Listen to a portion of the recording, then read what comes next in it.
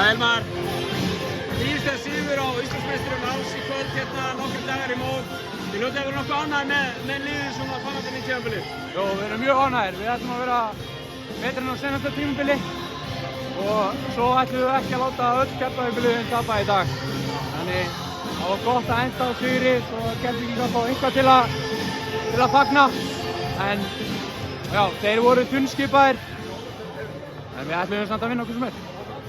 Svolítið skrítið leikur hérna í fyrri hálfleikum. Ég meina, þjálfari Vals er settur í sturtu og mikið dæmt. Ég meina, það var tugir víta bara á fyrstu mínútu. Kom þetta ykkur á óvart hvernig línan var? Já, kom mér á óvart. Ég var búinn að gleyma hvað er flautað mikið hérna í flautuna á Íslandi fyrir að vera út í Þýskalandi.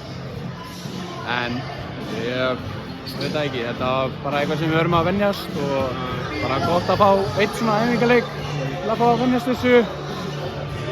Já, ég veit ekki hvað meira á það. Og þú kom aftur til Keflavíkur. Þetta er svolítið annað Keflavíkurlið sem þú ert að koma inn í núna heldur en kannski þú varst í síðast og þú ert í óneitanlega í svolítið starra hlutverki. Bróðirinn er hérna, pabbiðinn er hérna. Hvernig hafa þið tekið? Bara rosa vel. Ég er náttúrulega fyrsti í þessu liði til að spila fyrir Keflavík.